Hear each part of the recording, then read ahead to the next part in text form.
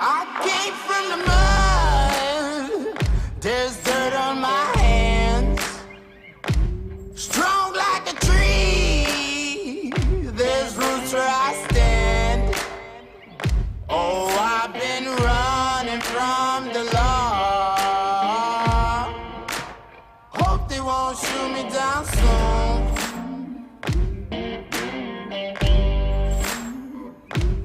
They sing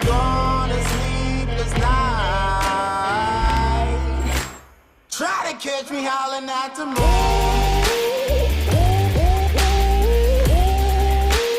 Trying to catch me howling at the moon. Ladies, gentlemen, boys, girls, degenerates, and losers who are here to hear about turf in January, welcome to another edition of Thirsty Thursday. I am Ryan DeMay. I'll be your host tonight. Mr. Matt Martin, he's a little under the weather right now. He's going to sit this one out, Ray. He's on the DL, and you know what? We can play without him. We're going to go out there and win the game tonight, and you know what? Yeah. We have an extra We're gonna get it done. We are. We have an extra special guest tonight. One that I've been looking forward to this for, gosh, I think it's been about 3 months since we scheduled her. We have with us PJ Lawns. PJ, welcome. Hi, PJ. How are we doing? We're doing good. That we are is doing awesome. really well. So, I want to talk a little bit first about the fact that you are our first female guest, and some people might not want to bring that to attention. Some people do. I think it's a good thing. On the pro side of things, there is a strong movement right now of women in turf, right, and trying to open doors for ladies that are entering the industry, whether they've been here for a long time, and there's some very strong women that have done an outstanding job for a long time on the golf side, the lawn care side, sports turf side, and I think the recognition that they're getting is huge. And I know I've watched a lot of your content on the lawn care side, and I'm just curious of first of all, how did you get here? So take us through the beginning stages, and then how did you figure, you know what? I'm going to put myself out there. I want to see what this is like, being me on camera.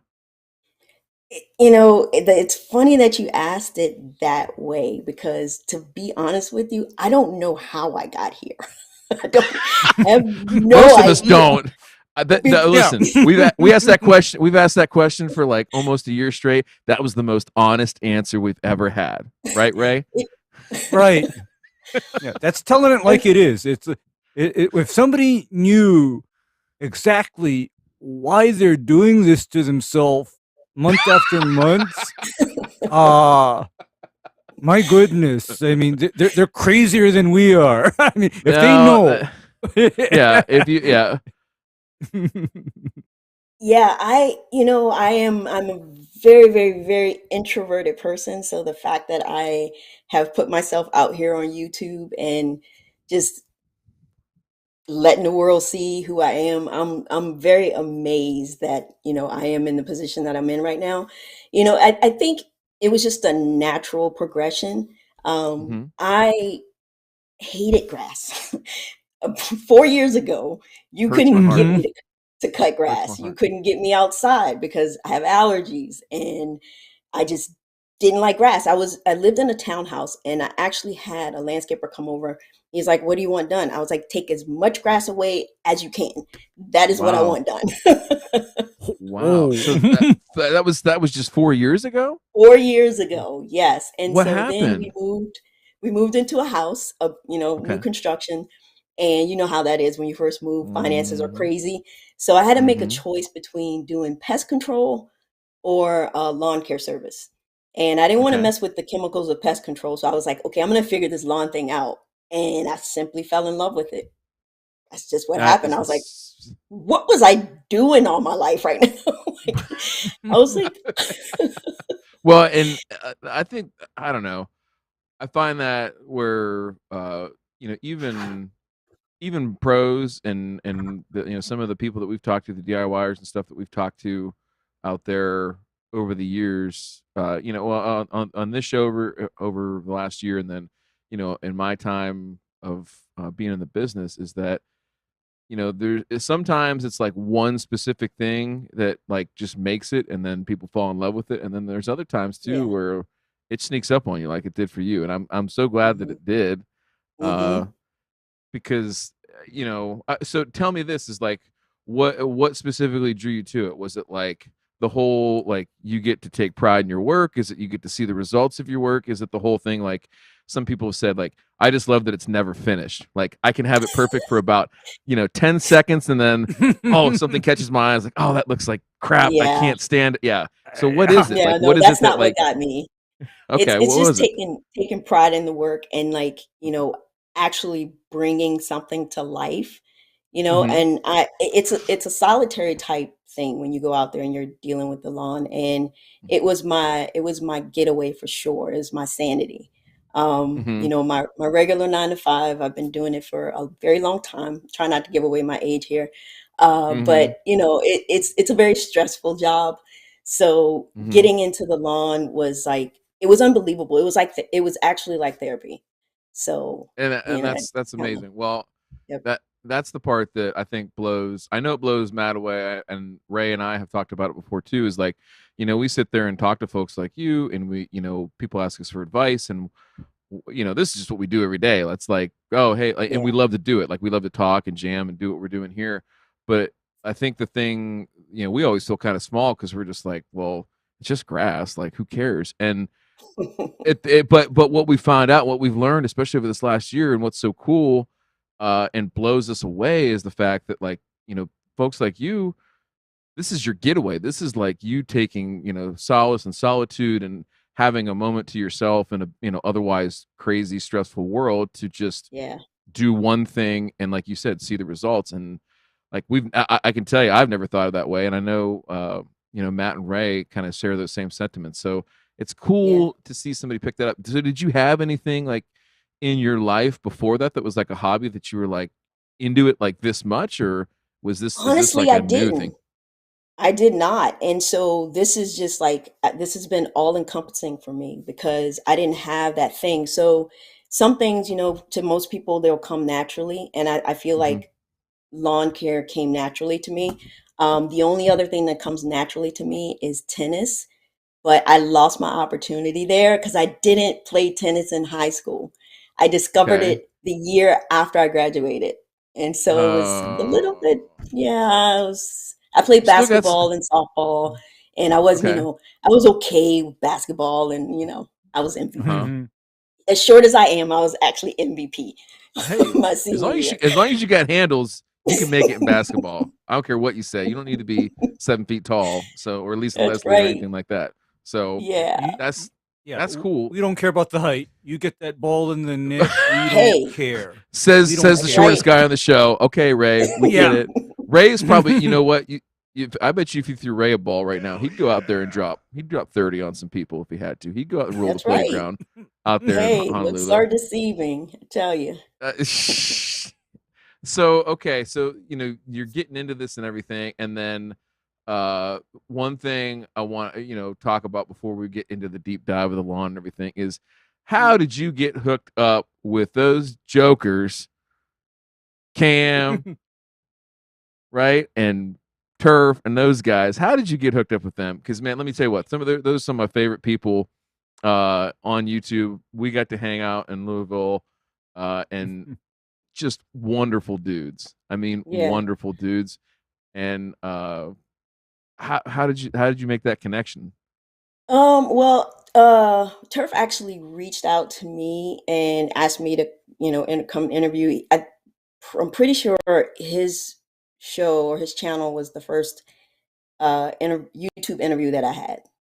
Hmm. And then after that, we just kind of kept in touch, and eventually, I was pulled into, the group chat with them, and we formed, the We Working team. And it was it's not a huge story, but that's basically what happened. That's it. Well, and I'll tell you what the funny thing is like I always joke Robert or Turf like I say, man, like when you get out of the army you just need to be like a game show host or a talk show host or something like that. Like that dude is the most personable guy you will ever meet. Like he could talk to anybody. And I guess when you like Oh yeah, do what he does for a living every complete day, like opposite of me. I don't get like you say that, and when you just said like the whole introvert thing blew me away because like I watching the videos and like I don't get that vibe. Like you don't seem That's great. reserved. You don't seem reserved. I mean, And I think it's cool. I think when you talk about something you like and something you Yeah, want to get better at, it makes it easy to talk, right? exactly. Yep, So, you got so it. yeah, that's why I was going to invite you on my crocheting channel next week, and we can we can talk about Afghans and throws and maybe some I might scarves. I don't know. actually fall asleep, and then my RBF is going to take over. By the way, links in the description Oh, below for my that's my yarn curse. my yarn and needles, Ray. Links in the description below. Check it out. Okay, Yeah. please. Yeah. Yeah. All right. So so the YouTube channel.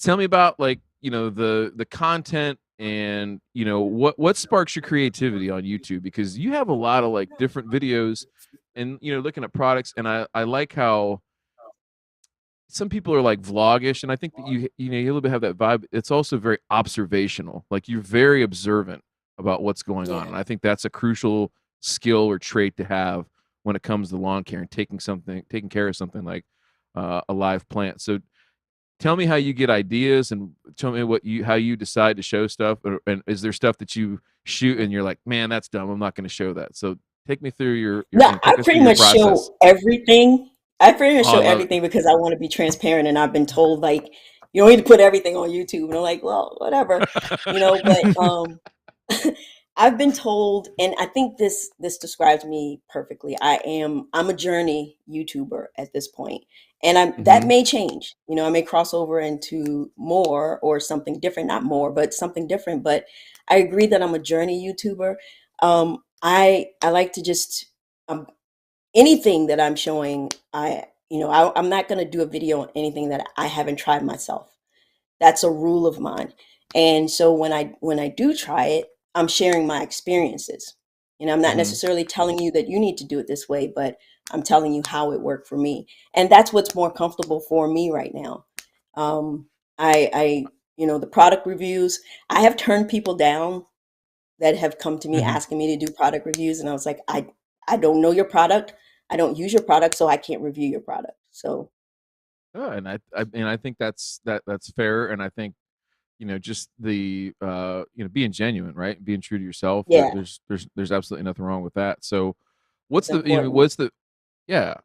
what's the feedback you get from your viewers and stuff like that? Like, what do they gravitate to? So whether it's the metrics or it's just the anecdotal feedback you get, what like what gets people excited to watch, do you think?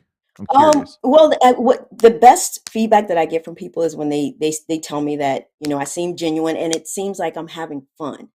That's what You people I definitely, think I gravitate definitely get toward. that vibe when you say it like that. Like I never get that. Like okay, so and this is real, and we can talk Hmm. about this because we're real and this is genuine. You get the Yeah, I absolutely. watch some lawn care YouTube, and sometimes it's just like, man, this guy had this date circled on the calendar, and he felt like he had to make a video today, and you can tell that he is absolutely dreading, hating, whatever Hmm. the process of making this video.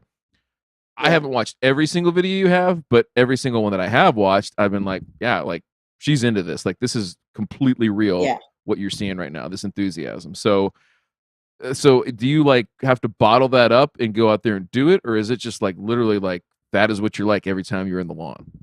I mean, with most of them, I'm super excited, and I say that a lot in my videos. I'm just excited to get out there and try and do these different things or try these different products. Um, and I've told myself that when that changes, I'm done with YouTube. I'm done with YouTube. This once this becomes no more fun for me, nah. Mhm. My life is too stressful to invite more Life stress is too into it. short. So Yeah, life is too short to do stuff that you don't like. I mean, I'm that's a exactly. rule to live by.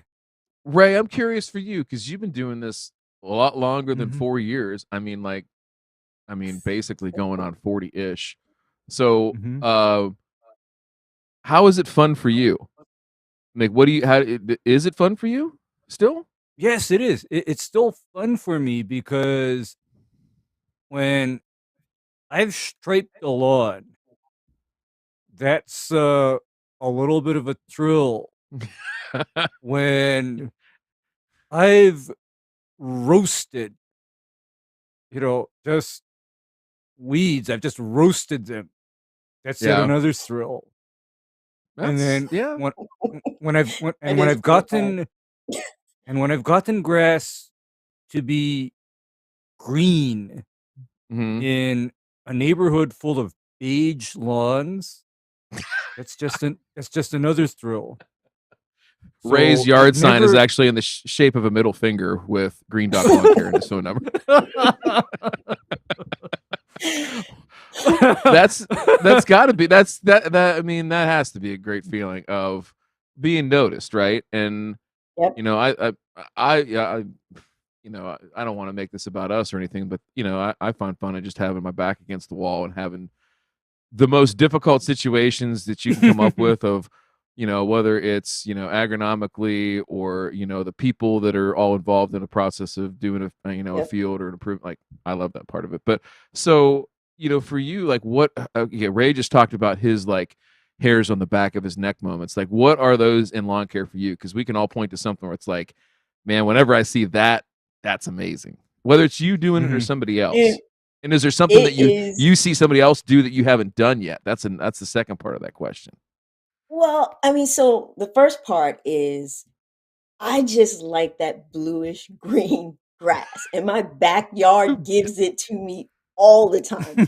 Front yard is where I'm having the issues, but the backyard, I mean, last year was the first time I've seen it at the perfect color.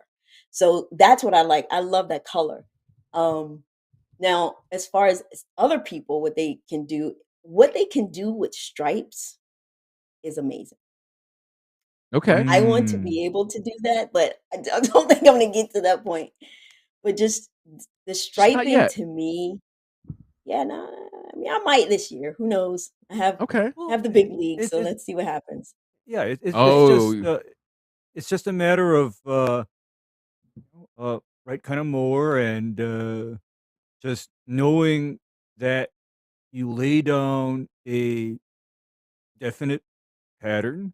I mean, that to me, striping is not that mysterious, and I say this from the point where I'm in a place where normally stripes don't happen because I'm working with warm season grass. Yeah.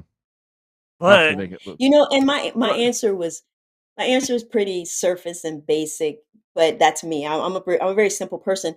But this past year, when I started having the issues in my lawn, I did start to focus more on the soil health because you know, you just, as you learn more, you know that that's what's going to give you that surface aesthetic that you're looking for. So, and when I started to do that, it's very interesting. I actually just bought a turf management book.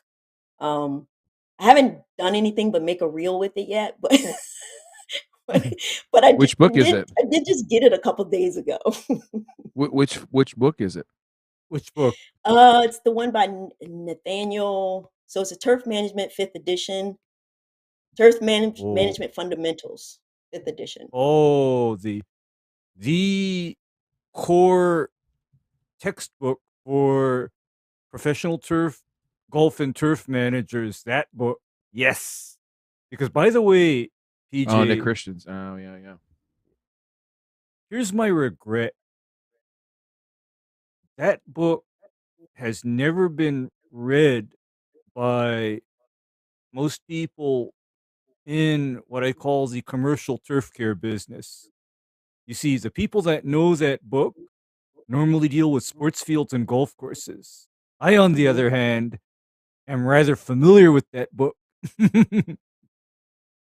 Yeah, I mean, I think anytime that you can understand the science that we do understand, and let's be clear, like there's a lot of stuff related to turf because turf doesn't feed anybody, you know, turf doesn't clothe anybody, and therefore it's not a very well studied crop, you know, for those reasons. It is very much an amenity or a vanity crop, right, as it's considered in most circles of agriculture. But you know what we do know in seeking to understand more about that, you know, I'll say this is like, you know, you go to school to do this, like, you know, Ray and Matt and I did, and they teach you the fundamentals. They just teach you the science so that when you get out there in the field and you start like seeing what's happening in nature, you can hopefully Mhm. connect the dots. And I think that'll be Yeah, the and thing yeah. that and it takes, it's never finished. I mean, we're always still learning. Same thing. Like I have an earlier edition of that book. There's another good book that was just put out recently by a couple of professors at Penn State. That's a really good like Mhm. primer book. That once you finish this one, we'll shoot you a link and definitely check that one Yeah. out. I think it's like $50 as a PDF. It's totally worth it. But Well, it's speaking of Penn State, yeah. I don't know if you saw my last live, you probably didn't. I'm But I sorry. found some awesome information. Penn State offers like professional development courses for Hmm. turf, and they have a turf grass course for like $79 that I plan to take. There you go. Yep. So Yep. There there's you something go. there. We have a similar thing Mhm. in Ohio that we do through Yep. Ohio State. So yeah, there's tons of opportunities out there to again just build that knowledge base. And so when I would encourage you, I mean, be a geek like us, obviously, like we're gonna nerd out. We're gonna nerd out the nerds. That's I how bad do we are. geek out a little bit. But Yeah. yeah, I think it's one of those things that you start doing it. If it's not new, then it's just repetition, and there's nothing wrong with repetition, right? It'll beat that into your brain, and then, like I said, it's just amazing once you start to look at that science piece of it. You start connecting the dots, and you're like, oh, hey, because this variable and this variable and this variable are like this. That's why this is happening. So if I change Yeah. maybe just one of these or two of these, or maybe I have to change all three, I might have a different outcome, right? And so Right. I think we're going to talk a little bit about some of the things that are going on in the lawn and everything like that. I watched that video, the dormancy video that you just put out, dude. The backyard, the mature grass, it's banging right now. Like there's nothing wrong with that. Like I would Mhm. listen. There's and I say this, Ray, as a pure Yankee, a proud Canadian, as Matt would call me. Yeah. And where there's about 4 inches of crunchy snow on the ground right now. So seeing any grass right now, I was jealous. I mean, I was just like, Mhm. damn, that looks Legitimately jelly, good. right? Yeah, I Yeah, legitimately jelly. I it, mean, it just but it does look I good. did It this does is look the good. yeah, this is the first year it's been like that. I've been amazed. Like, Do you attribute you and that know, to but see the what? that's my side yard. That's my side yard that I really have never had any issues with. The Mm-hmm. front looks jacked. It's Jacked. totally jacked. Oh well, hey, Yeah. we'll be the judge of whether it's jacked or not. You could probably just not giving yourself too much credit. That's the other funny part about as you get deeper and deeper into this is like, Ray, I don't know if you do this or not, and maybe you only have your yards to go to look at since it's the best turf grass in Hawaii. But nobody's saying that, but I am. But I was like, whenever I would get tired of looking at the golf course and be like, man, this whole place looks like crap and I hate myself and I don't know what I'm doing. Like, I would go somewhere else and go visit like another golf course. And it didn't have to be like better or, I wasn't ever thinking better or worse. Just go look at somebody else's turf. And then I'd be like, oh man, like this looks great. And then you would appreciate your own stuff more. So, Yeah. like, that's another thing I would encourage is, find other, Well, and it could be it could be turf, like it could be all those guys too, and it doesn't necessarily have to be local, right. but find people that you can appreciate and show that same pride in their work, and it makes you take more pride in yours, I think. So I think that's Yeah, cool. oh yeah, I do that Cam's too. yard I do makes that me too. cry. His But yard looks so can't, good. It makes Mhm. me man, he was one of those ones when he got on here who's like, man, like, all right, so like, and he did. There was he had one little trip up with the Pythium, and like he'll come on here and roast yeah. himself and whatever. But like the other times, he's just like, well, I'm not sure if it looks so. I'm like, Oh, are, his yard are is you're amazing. screwing me right now, right? Like you're What? crazy, right? What? Because And he'd be like, there's well, nothing wrong with his lawn. I'll tell you, Hey, you triple want to know? P's, Cam. That's what I think about. Yeah, Data-driven decisions. data-driven decisions. There's 0.4% of the lawn looks bad. I'm failing. Yeah. Cam's he's an engineer. There's no curve in engineering school. We're gen ed people, right? Right? Like we need a curve Right. to pass those Yes and classes. no. So Yes and no. I mean, we're because unfortunately, I know that system because it was few and far between when I'd actually be graded on a curve too. Because oh I well, because hey, I went through actually what's considered a rather severe educational system. Severe You know, is not usually an adjective I use to describe education, but okay. You're right. yeah. I mean, it's like either you know your stuff or Mhm. bye, and it's not a But matter yeah, of comparing you to because everybody's stupid. You being a little more a little less stupid means you pass. No curves. No curves. No curves. yeah. I Well, mean, that was my life. So it's we'll call that the Elevated Lawnscape School of Turfgrass Science. That's what we'll in honor of yeah, Cam.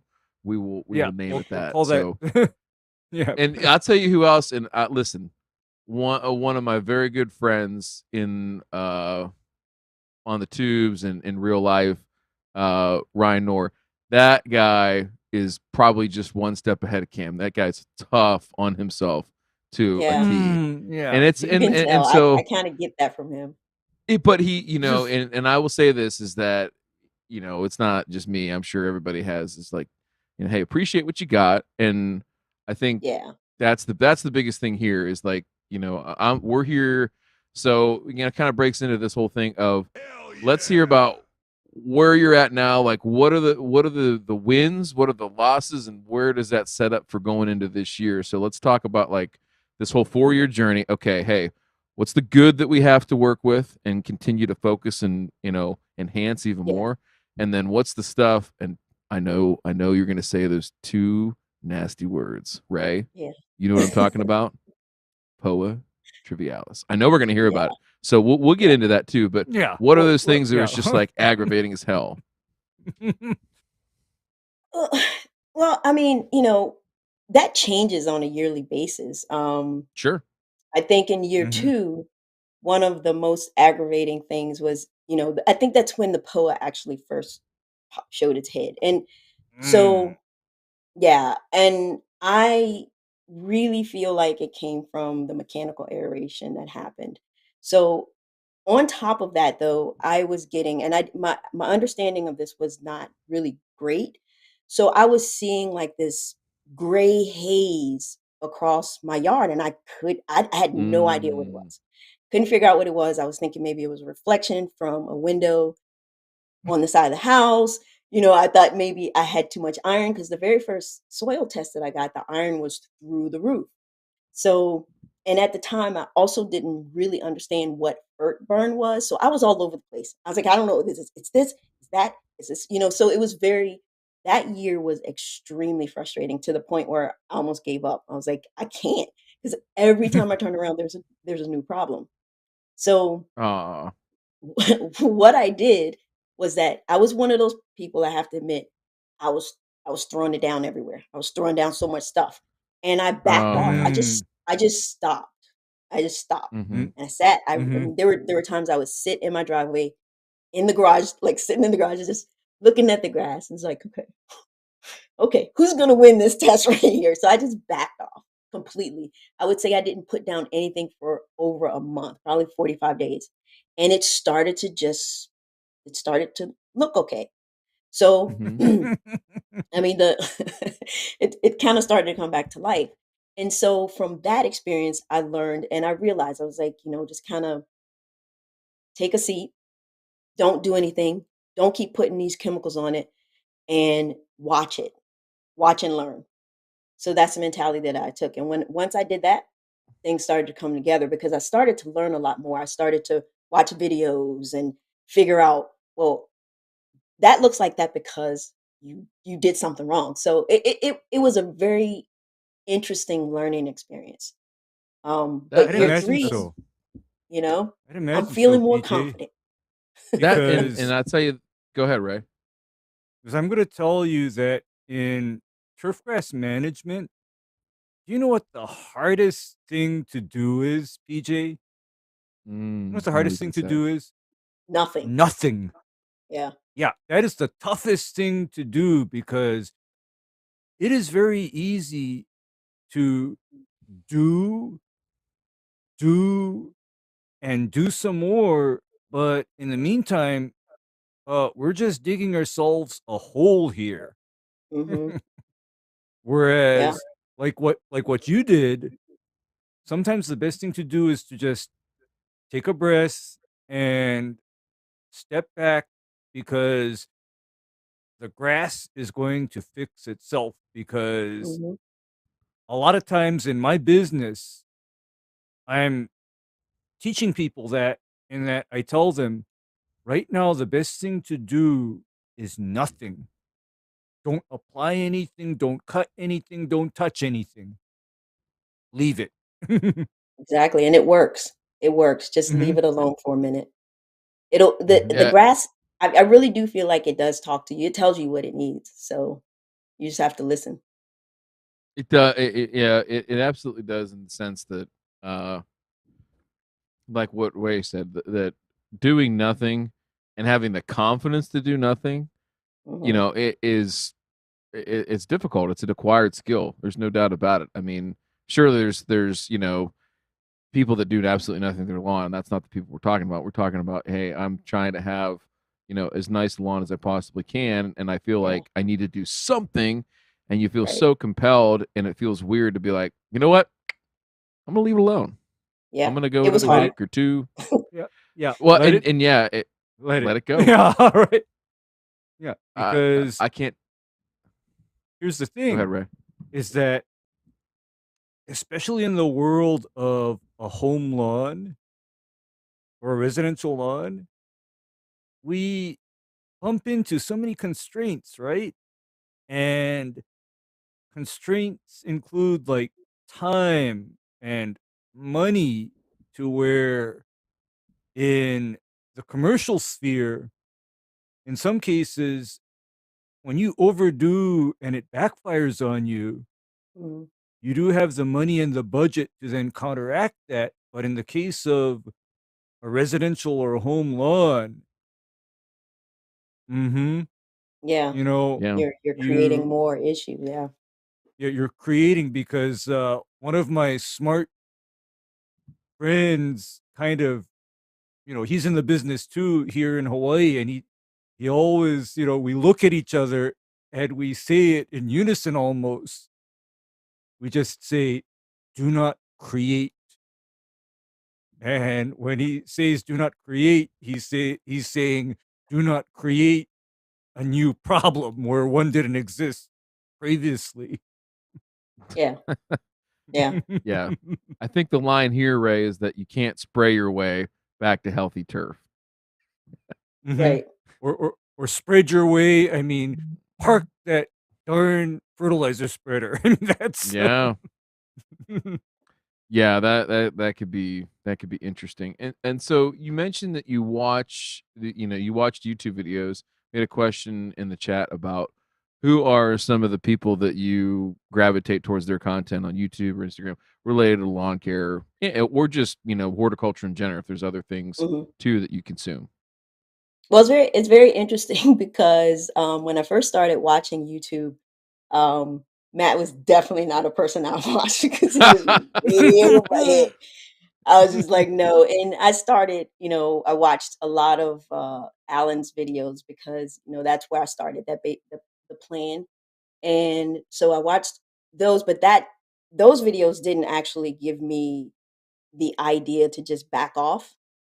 That was me, my decision to do that myself. But to be honest with you, right now, I used to watch you and Ryan DeMay and Ryan Noor, the show that you all Really? did. Hmm. Oh I man, Mhm. did watch, yeah, I watched some of those. you're making me blush. And now, now, right now with YouTube, I'm watching more editing people.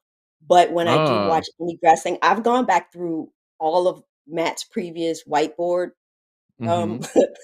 Tough. whiteboard shows Mhm. because I just I I seem to be able to absorb it better now.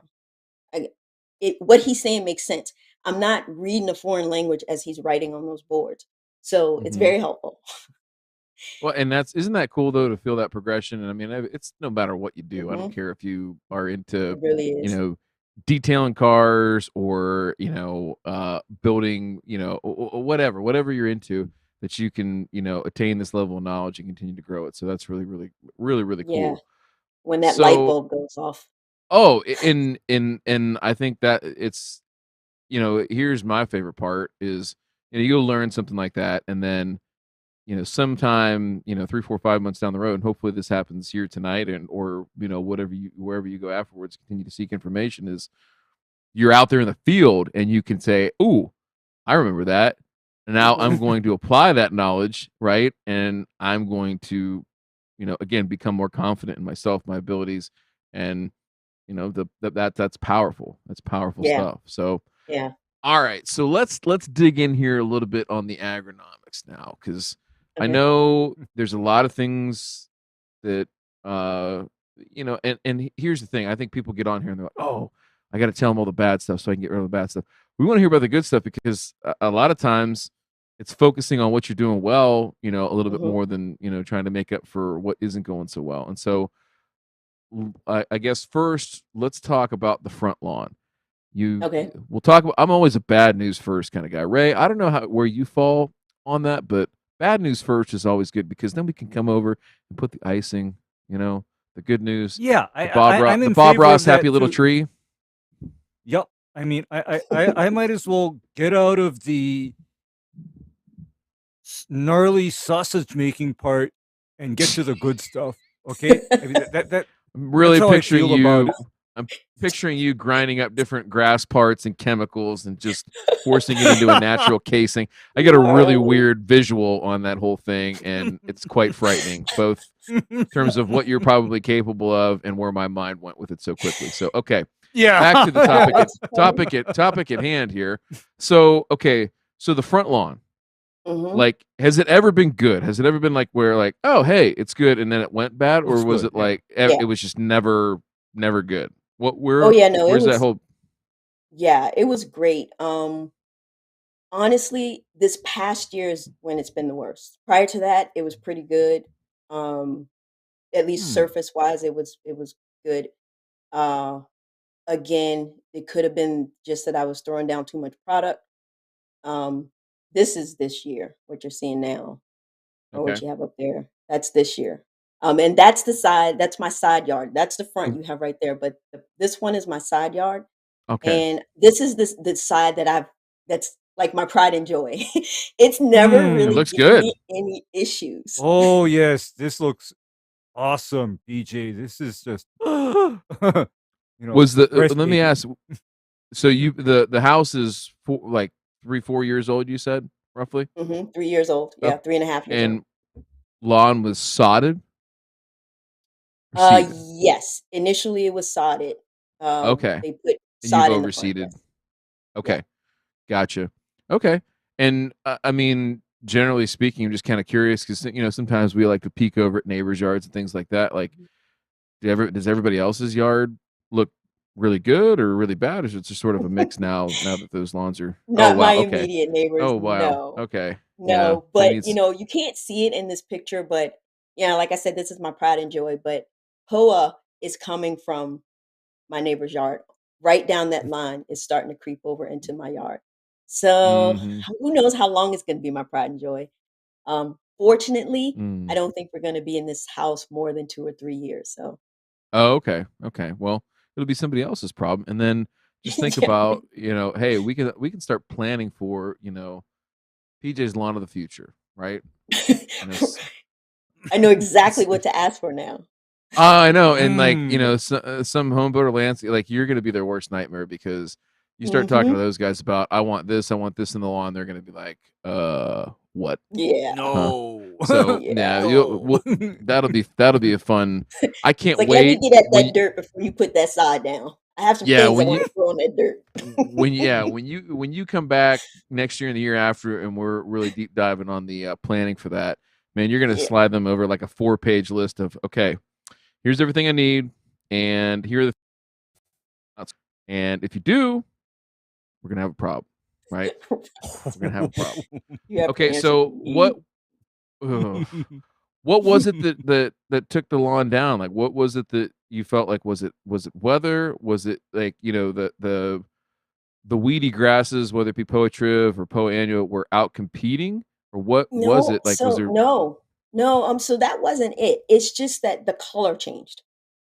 Mm, It became more yellow, and mm-hmm. there was nothing that I could do to change that color over there. And that's when I knew Okay. something was really wrong. And the Mm-hmm. soil test kind of showed that, you know, there's the high calcium, the high magnesium.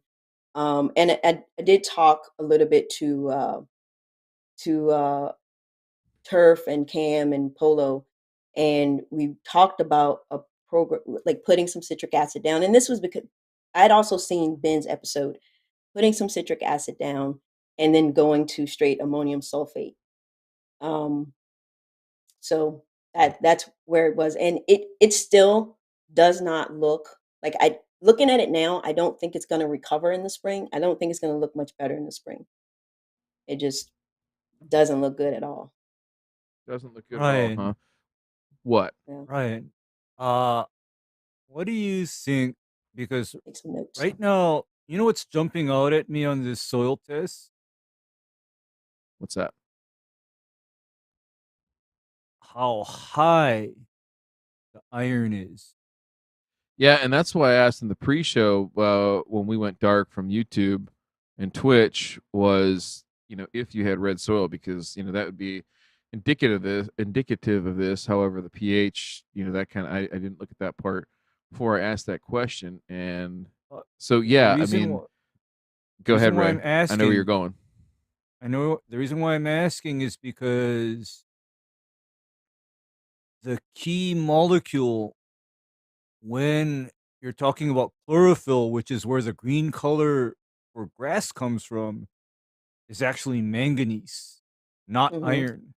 Right. Iron is simply a cofactor or a catalyst for chlorophyll production. However, manganese plays a role, and all of these micronutrients exist in a balance. And when one micronutrient is in excess related to others, that is kind of where I look when somebody talks to me about color issues, like a plant So is not as green as this what you'd want one, it to be. sorry to interrupt you, Ray, but I don't think this is the front yard.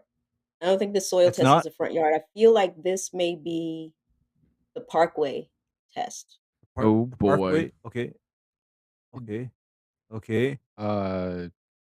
Let me double check. Maybe there were multiple pages on that file you sent me. Yeah, because I know that my magnesium and calcium were super high, and that didn't show those two being high there. In your front that front lawn that you were Hmm.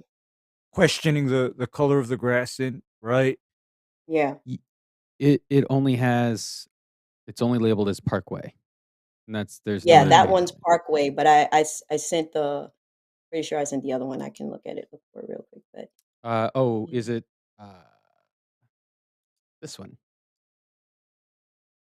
yes, this is it. Mm. By the way, Emmy nominated producer John Pinkerton here. You can't mute my mic fast enough, bastard. Gotcha. You're right. I was looking for it, and I was not in the Yes, right spot. this is He's the not. one. He's yeah.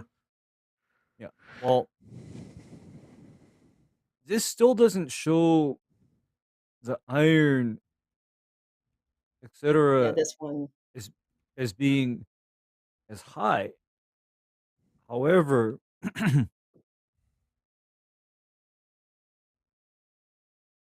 Yeah, this is the one where the calcium and magnesium were they're in the very like high range. two. Okay, I'm getting almost 300 parts per million magnesium, 592 pounds per acre. Yep. Hmm. Hmm. That's a lot. Uh, Conversely, though, it seems like the manganese and the iron are not as deranged,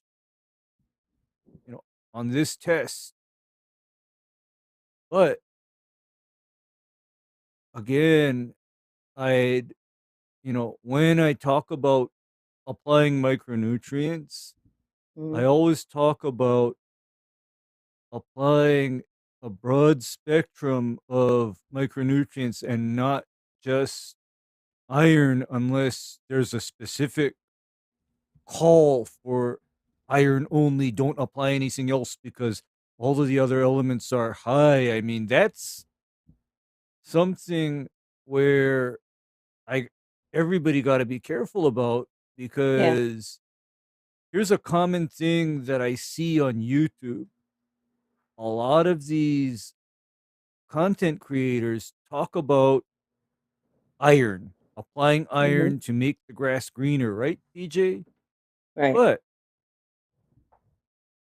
what's not mentioned is the copper, the zinc, and of course the manganese. Mhm. And here's where it can get interesting.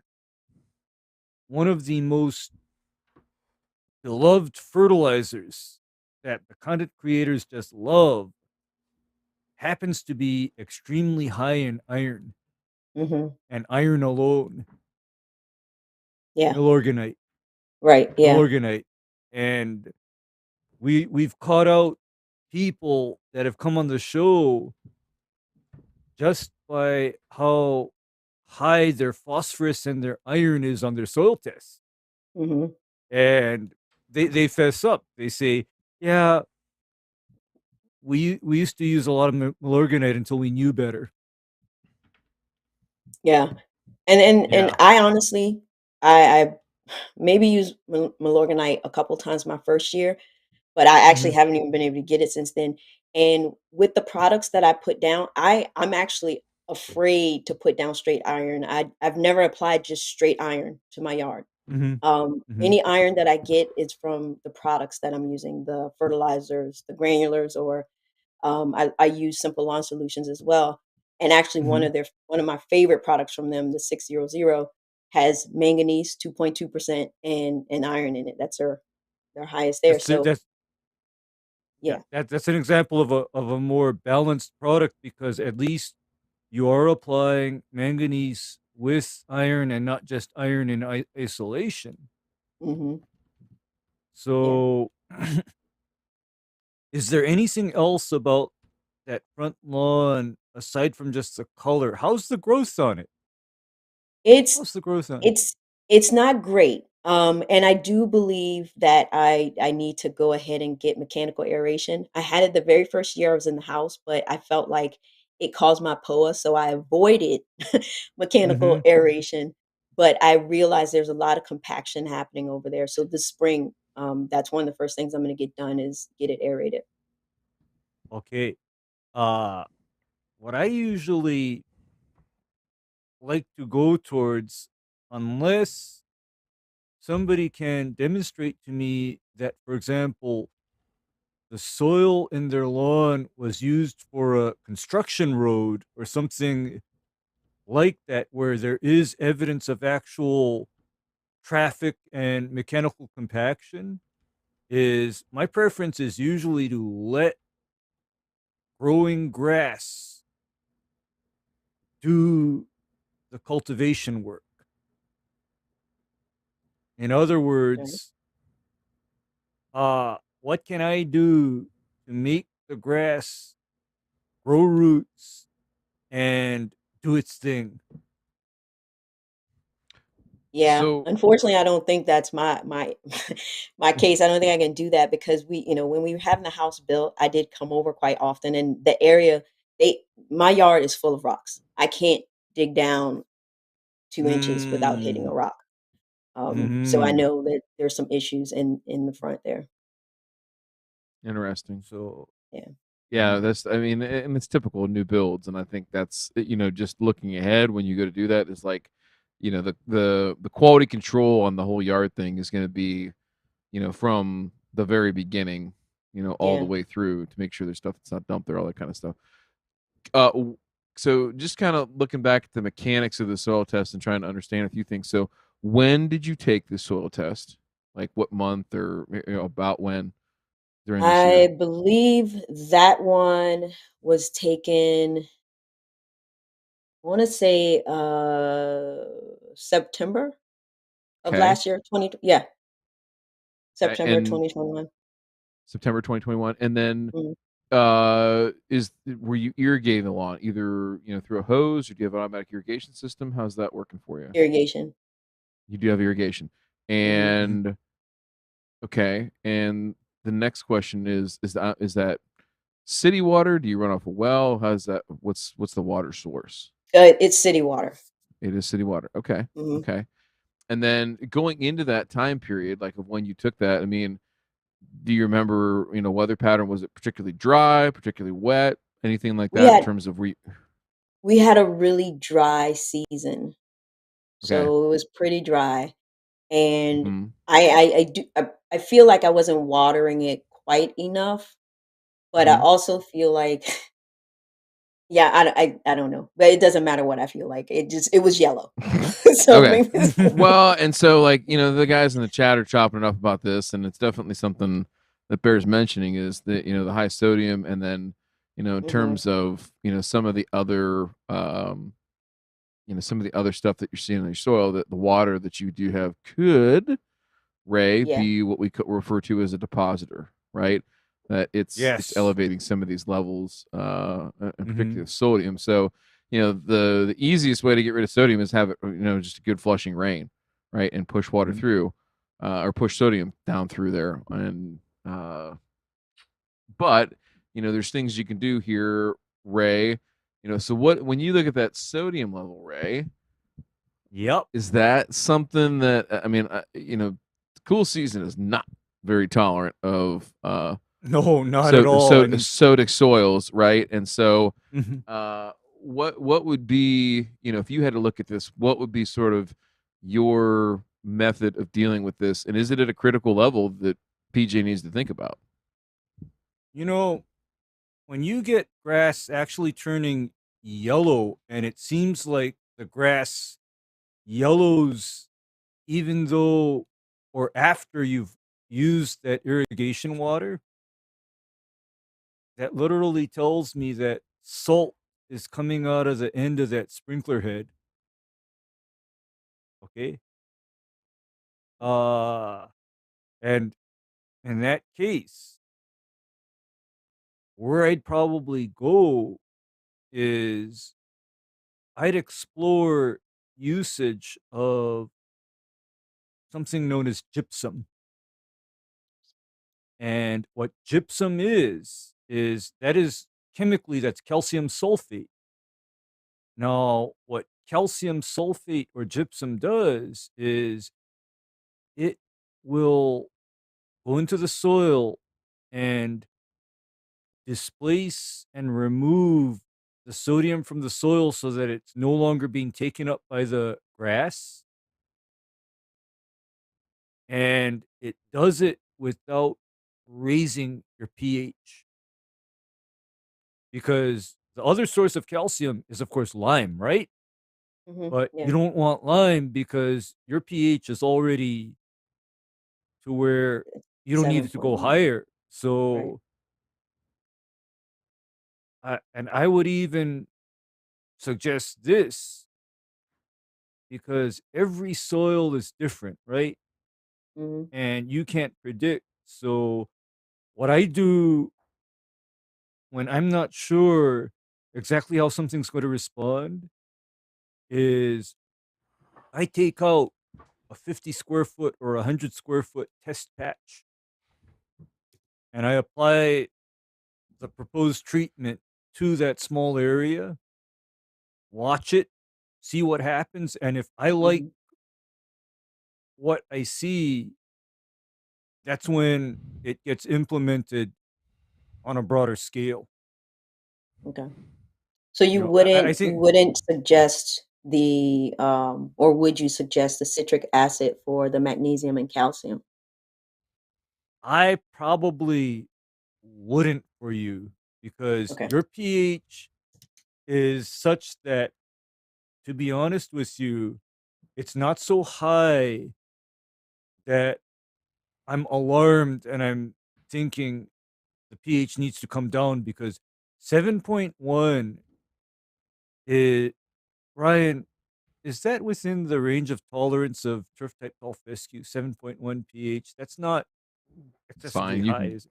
No, Yeah, it's totally fine. it's okay, right? So that's why I wouldn't deliberately and drastically lower it. Not Okay. with citric acid, because citric acid is what I suggest when somebody's pH is 7.5 or higher. Gotcha. Okay. Okay. I don't think you're there yet. I Okay. don't think you're there. I think you're good. Okay. I think you're so you don't need to do anything drastic. But what you are looking at is possibly, displacing salts, Okay. Yeah, because I suspect and that you got salt coming out of your water. so here's the thing, Ray. Did I had to step away for just a second, and did you say anything about gypsum? What was your I recommendation did. there? Mm-hmm. I Yeah. did, and my suggestion Okay. for PJ is do a knockout where she Oh yeah. applies to maybe 50 or 100 square foot of the front lawn. Hmm. See what happens, because if gypsum works, it shows a response in the grass growing properly and being less yellow. Okay. There is a response to it, and Gotcha. that Sounds good. response occurs because the sodium and the salts are being knocked out of the soil and flushed out. So yeah, I mean that's what I was going to say too. Is related to gypsum. Something to understand, PJ, is that one, it's a very insoluble compound, Product. right? So Mhm. it takes a lot of water. Half an Okay. inch to an inch of rain for it to really get going. So if you're going to do that, then set the sprinklers to. If we were on a golf course, we would call it a flush, right? So we would try to push as Mhm. much water down through there as possible, and you can do it. In I'm not sure if you use like the soak cycle feature on your irrigation controller, where you instead of watering for an hour straight, you water for 30 minutes, you take an hour break, you water for another 30 minutes, something like that, so you don't have a bunch of runoff necessarily. So you could do that, or the other thing you could do is prior to a good rainfall that's coming, rain's imminent, go ahead and throw that stuff down and give it a shot. But I as far as a visual response, it's not necessarily something that I think you're going to see instantly green turf. Like that's Yeah. I don't know that you're going to see that. I think it's going to be like how are you building up sodium in the soil, and then how quick So with using a can I can I ask you guys about a particular product that sounds like it would work for what you're saying? absolutely. Mhm. I Sure. recently had a conversation with the team over at Ecologel, and they're Hmm. actually sending me some of this stuff. It's NAX soil salt flush 500. Do you know anything about that? Nope, let me look it up. Mm, NAX soil Soil uh, salt. salt flush. I think that is a okay. That is, I believe, calcium chloride, Let me see labels. and I'm you. getting it here. Oh, eh, I'll send it over here to you, JPink, in just a second. Yep, calcium chloride. Calcium. Okay. Okay, and calcium chloride can be hot stuff. And the reason why I say it can be hot stuff is I'm familiar with how turfgrass and plants react to high concentrations of chlorides, and especially a cool season grass.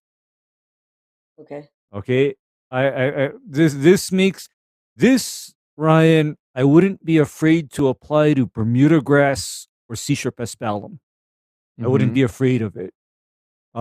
This makes me a little bit on the concern side when you're talking about applying this to a cool season grass though, Well, Okay. because of the so high chloride content. my only beef with this. So, let's see here. So, what's the apply a minimum of, thank you for highlighting that, JPink. So, 2 gallons of water, and then 32 fluid ounces per thousand. So essentially, Ray, you're Mhm. gonna have, what would that be? Almost, so 10.9 right there. So 10.9 gallons per acre. 1 gallon contains what? We got to do the math on this because anything that has urea in it, I'm always skeptical of. Okay. Well, and here's what I mean by that, PJ. It's like, okay, hey, I want to evaluate this product to correct a chemical issue in the soil, right? Mhm. And I put it down at this rate here, and I'm going to get a greening effect from the urea. Like there's no question about it. So instantly you say, "Oh wow, hey look, it greened the It's grass up. working. It's Yeah. working." And I mean, and I'm not like I don't know the folks at Ecology too well. I know the guy that is the technical rep here in Ohio. Great guy. I have nothing bad to say about their company, Okay, but Ryan, I just think the math was done for us in that that's what I'm saying. Point- I'm trying to point go ahead. 0.58 pound of nitrogen per gallon, and they're calling for quarter of a gallon per 1,000 square foot. So you're at, well, let's see, you're 0.58. Mhm. So 5.8 pounds of nitrogen over an acre. So 5.8 divided by 43.56. So it's like a little over an eighth of a pound. It's like 0.133 pounds of N. So you're going to see, you'll see a response from that. It'll be quick and very short lived, but you will see, a We'll plant see some response. greening. Yeah. Yeah. So, there's, some other products in terms of flushing products outside of gypsum that are maybe a little bit more niche that, the manufacturer's data will tell you works better. I'm not a huge fan of any Ryan. products. What? Ryan, Yeah.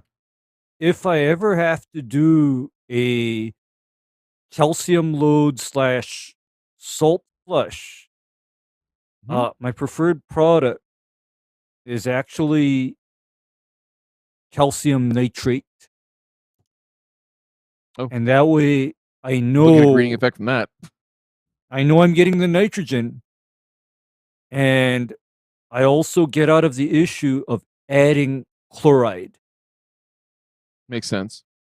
Yeah, I get Makes out of that sense. issue because for other turf grasses, like say centipede grass, that grass can be extremely allergic to chlorides. Mm-hmm. So I do well not to administer something containing calcium chloride to that grass, for example. But Let's see.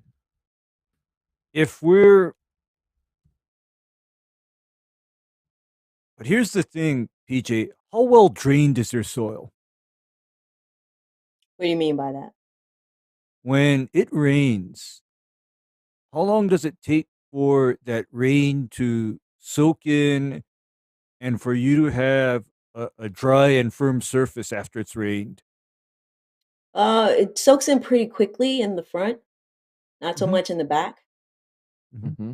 Okay, okay. Well, the only reason why I'm asking that is because then a product like that Saltex or the NEX hmm is less harmful in a soil that is already well drained. Because what's going to happen is you're going to apply it, that calcium chloride is going to go down into the soil, displace the sodium, and in the meantime, you're going to have a lot of free sodium chloride that has to get leached out away from the turf grass immediately. Okay? So Okay. that's kind of why I'm asking, because if somebody has a poorly drained soil, I don't recommend products like calcium chloride because then they're going to liberate a lot of salt that they can't move. Okay. Well, I mean, I've seen just it happen. initially the plan for that particular product, I only thought about it because we were talking about the Yeah. sodium. The plan for that particular product was to counteract the liquid ice melt that was put around the edges. So my plan, I wasn't going to use that in the whole yard. It was just going to be around the edges. But I thought maybe it was a product that would work for what we were talking about. So I would probably, like I said, take that product and do a knockout where only 50 or 100 square feet altogether gets treated okay. and see, because for me, if it turns green, that's okay. What's not good is if you make that application and instead of the grass turning green, that square turns an even scarier shade of yellow. I don't want that to happen. Right. Yeah. Yeah. Yeah. Yeah. Test Yeah. Yeah. areas will be happening this year. So on the subject though of chlorotic turf, outside, let's just talk about nitrogen for a second. What has been your strategy with respect to the timing of nitrogen applications, and then the amounts, all that kind of stuff? What has been your program, and how has it evolved? Did anything change in 2021 where you kind of were a little bit more modest about your results? Did anything Mhm. change from previous years to 2021? I feel like in 2021, I actually didn't spend as much time um, in the lawn. I wasn't my applications weren't consistent. Um, I discovered higher bricks, but I had only started using that in the backyard. So I was doing fertilizing. Well, for that first test, I didn't actually make it the 90 days because fall came and I needed to do overseeding and everything. But in the front, I have to admit that I neglected it a little bit because I was wrapped up Okay, with a whole bunch of other stuff. sure. So I would say that it probably got fertilized once every 45 days. Not bad. It's not bad. Not Yeah. bad. What kind Not of bad. products were Well, you using? mhm. Was it the Hybrix I- only? Like that was your end no, no, program? no. So yeah, the Okay. front. What I started using hybrids in the back last year. The front was taking the flagship, Okay. Okay. and then Mm. for the summer, when I converted over to the summer, I was using the stress blend. I Okay. think it was 7020 or something like that. Yep. Mhm. Um, yeah. Okay. Mhm. And so if you had to, whether you are guessing or if you have a pretty good handle on how much total N, did you put out in terms of pounds for the year out there on the front in particular? And did Um, that differ I from the was back? right.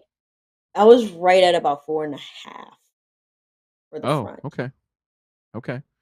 Yeah. And, sometimes, especially with new lawns, things like that, you might see that peak or the point of diminishing returns be a little bit higher, right? Because Mm, it's soil that is not necessarily as mature, right, in terms of microbial activity and a bunch of other yeah. Nitrogen mineralization is not, mineralization.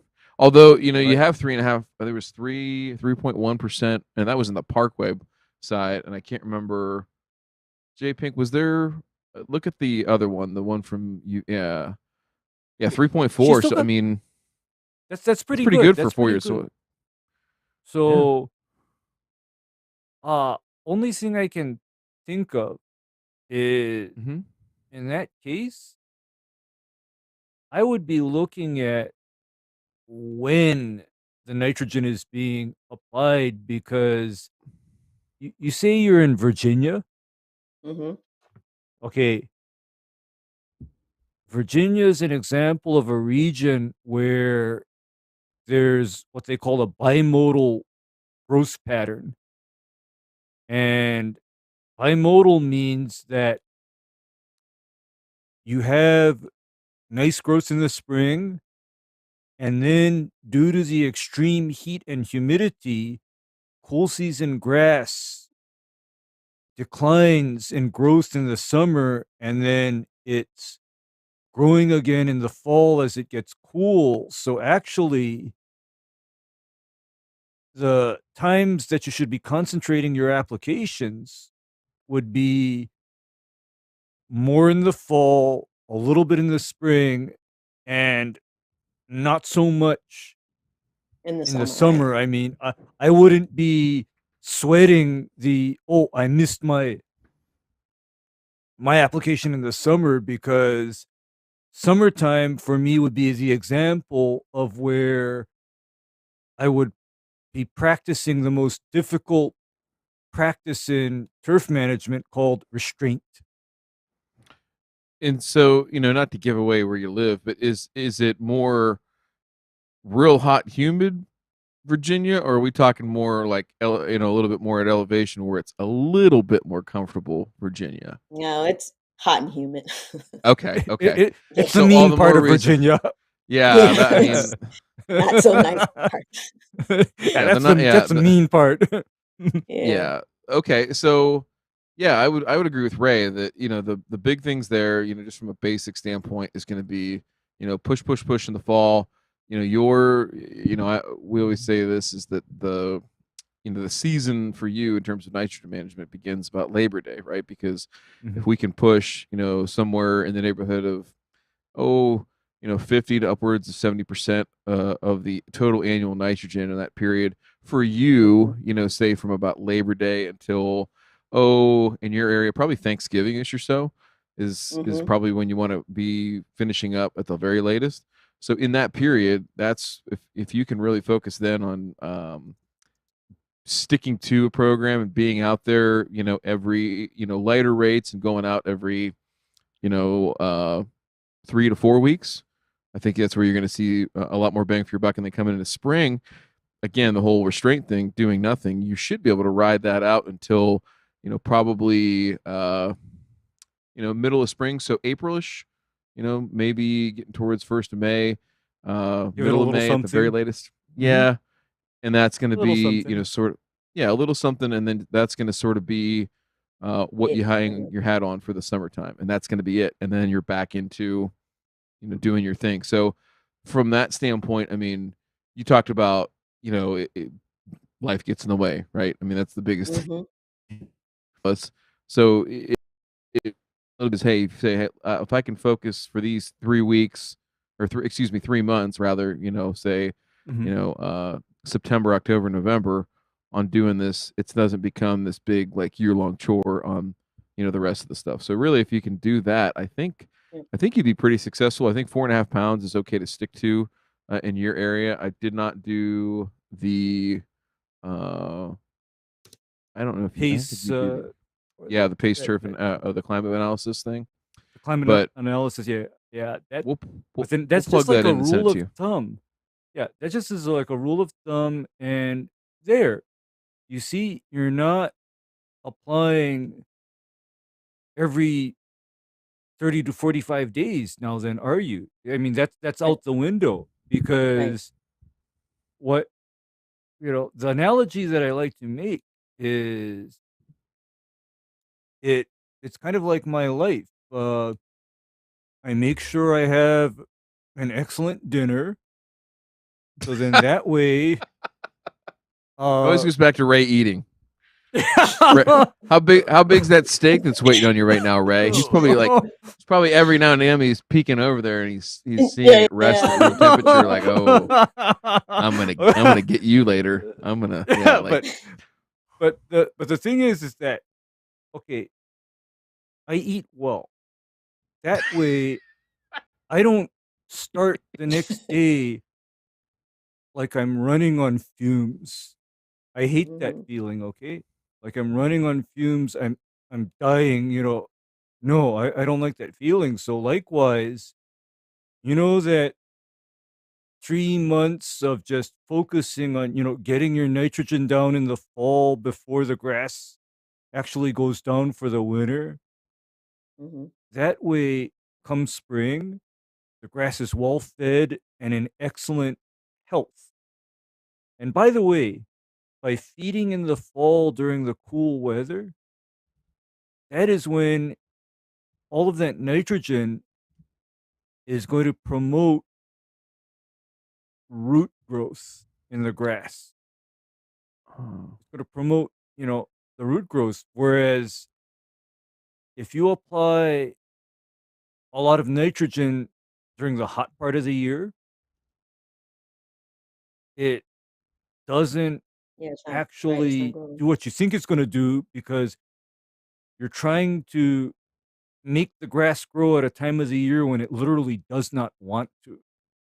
Right. It doesn't want to, because I'm still having trouble wrapping my head around the idea of keeping a cool season grass in a place where it gets nasty, hot, and humid. I'm just trying to wrap my brain around that, and it's kind of a hard adjustment for me, because I know that the grass is not growing and it's struggling, and there's literally nothing you can apply short of a lot of ice, maybe, that'll get the grass out of that. Yeah, that can be a tricky Yeah. one. I'm trying to find. I was gonna say, the only other thing I would say here to wrap this part of it up, in the fertility piece in the front, is just that that sodium thing and the gypsum thing is going to be more pronounced in the summertime. So the effect that sodium has on roots is it basically blocks essentially water from being Mm-hmm. taken up by the root, right? So Water, again, as much as you can flush potassium. Yep. and get, well, yeah, I'll block that. if you can, yeah, and really that's what it is what gets taken up by the plant is taken up in solution, the vast Gotcha. majority of it.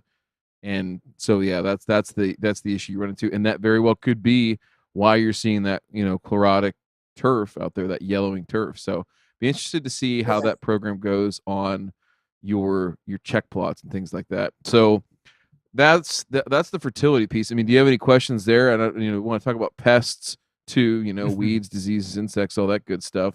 I know there's some weeds you want to talk about, but is there anything on the fertility side that you have questions still about, or you want to talk about before we move on? No, I think you guys covered it. I'm looking at my notes here. You guys covered a lot of it. So yeah, we're good. We're good. We're good. We could sit here for another 12 hours if we had to. Ray would have to step away to To charbroil his eat. steak. Yeah. Yeah. I'd have to throw my potato in the oven and stick that steak on the grill, but otherwise I'm good. Ray Yeah. actually has the appetite of an Olympic decathlete, and he's stuck in the body of a 5'6", 50-year-old Hawaiian. That's really what it amounts to. So it's amazing he can do what he Yeah. does. But yeah, he's on that Michael Phelps like 12,000 calorie a day diet sometimes when he needs to be. So Wow. hey, listen, you're lugging a 7-pound backpack with a freaking weed eater engine on it. Like, that could be an Olympic sport in and of itself. Actually, maybe we'll call ESPN. We'll get you on X Games, Ray. I think we could probably. I don't think you're going to make the Olympics, but X Games. You and Well, Tony Hawk up there I on the medal podium.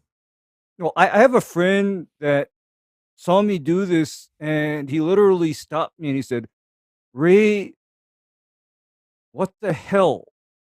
That's like lifting weights or doing squats for, an hour. What are you doing?"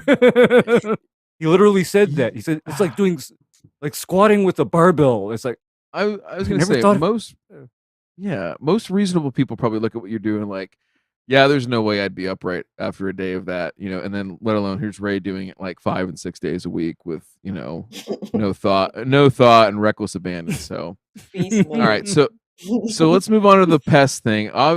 Let's save I'm gonna break my own rule here and save the bad news for last. Let's leave weeds for last. What about insect and disease issues? I mean, you said it's hot and humid, so I mean, the first thing I'm thinking is tall fescue, or in Tall fescues, Central Virginia, I'm thinking brown patch. Like right now, I do you did get hit. have? Oh, Yeah, Mhm. I did. I got hit. And Polo helped me out with this one. okay, So I used some Asprop, okay. and Cleary's, Mhm, rotated those, and that knocked that right on out. mhm. That Mm. my my pride and joy side of my yard did get hit with the armyworms. But Oh yeah. the reason that it did, yeah, because I put down prevention, but in the area that the armyworms got me, I had brand new sod that I had put in for Poa Triv that was over there. And I didn't treat the Wow, sod, that so the sucks. armyworms ate up the Oh, sod. Found that untreated sod and Yeah, ate ah. it.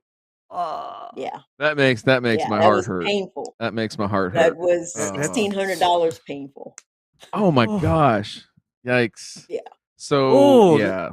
ouch, Yeah. ouch. Really? So that's tough.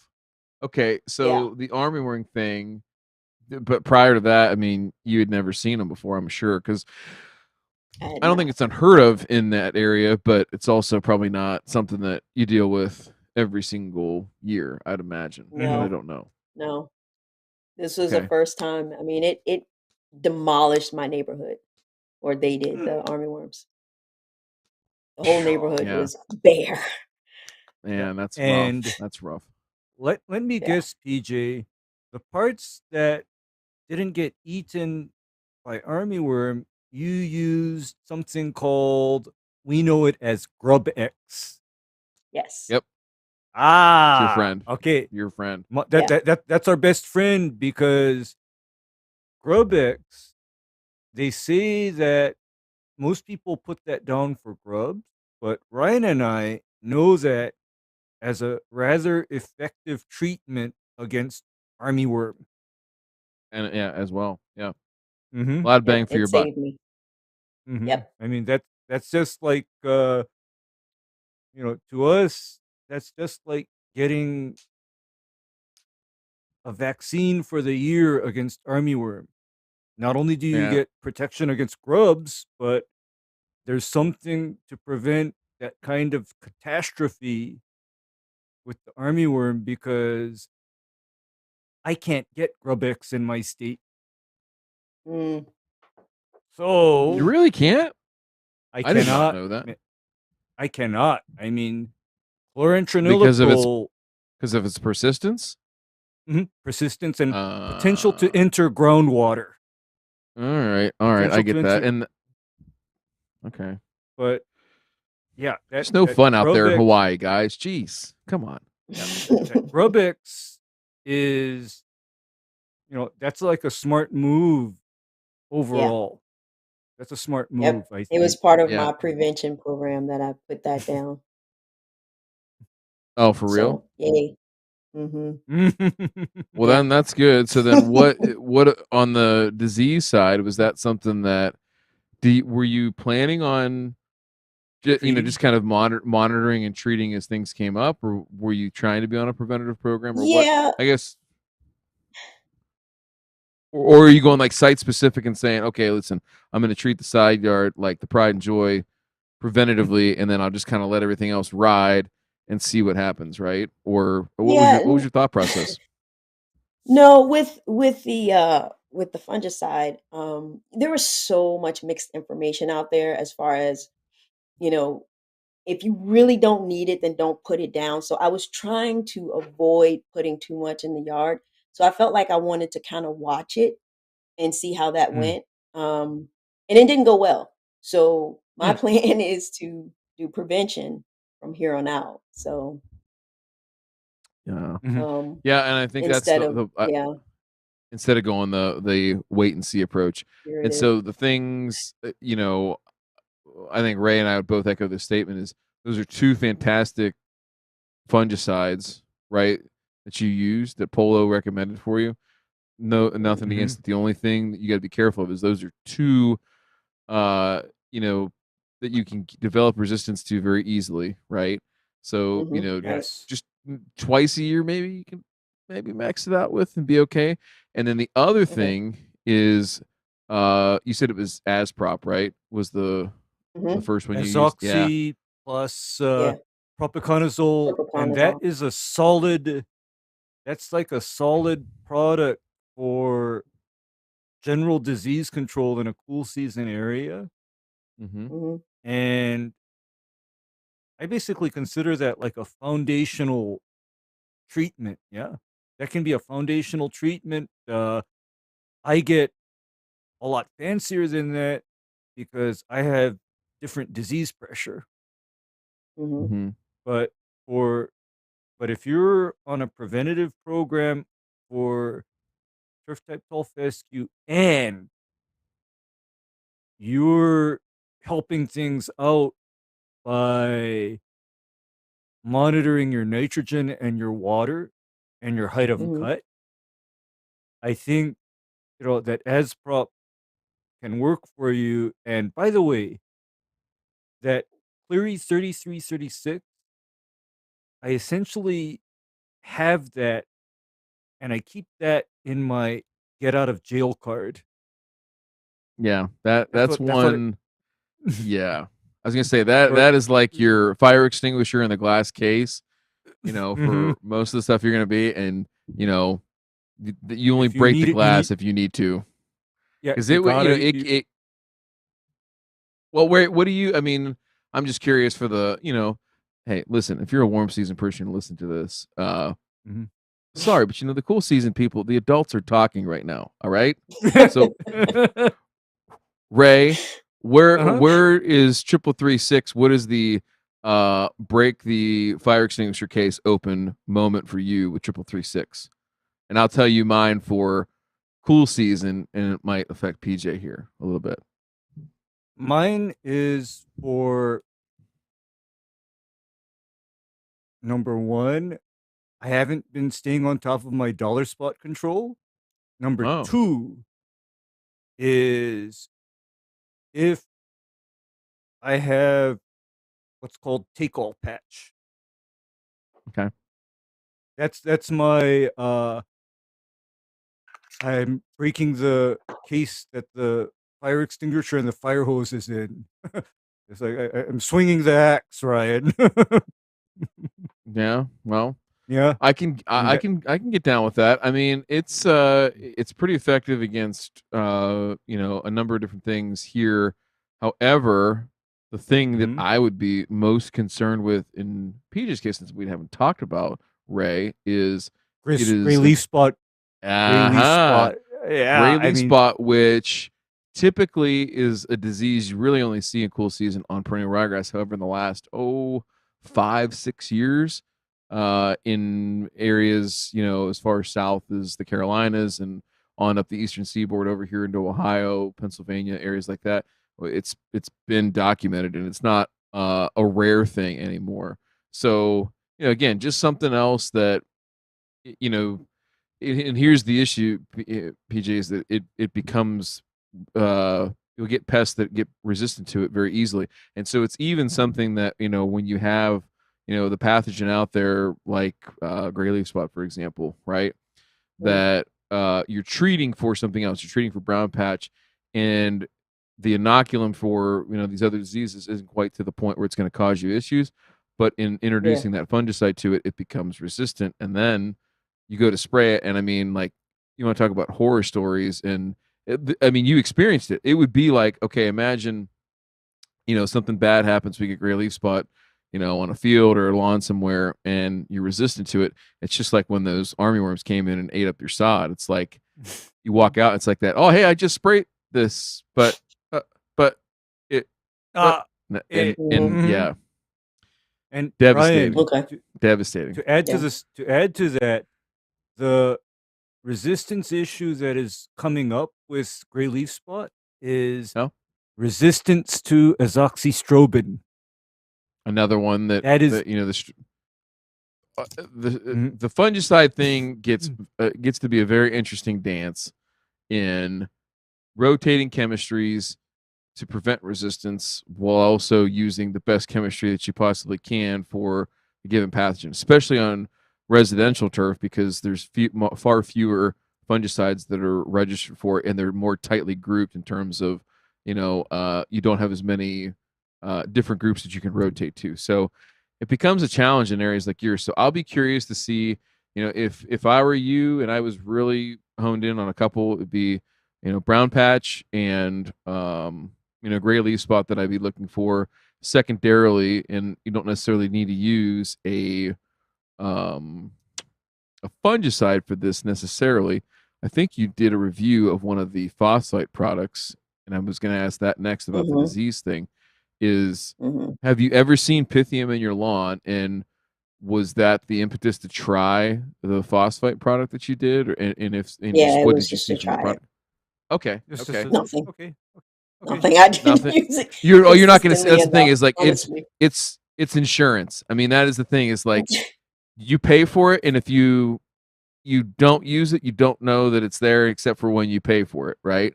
And when you Right. do use it, and you're looking over at your neighbor's lawn, it's like, oh wow, that's really tan and straw colored and completely dead.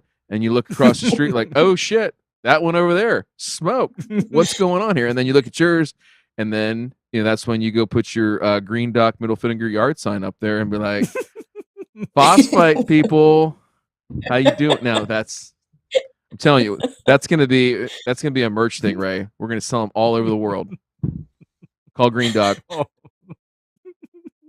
right there at the with the well, bird. I think that but seriously, the phosphates, they can help, but I get the sense that overall, as far as the diseases go, you're helping yourself out by doing less. Yeah. Okay? By doing less, because the reason why I say doing less is, here's what kind of shocks me and surprises me to this day. Everybody is driving and pushing for that green, thick lawn.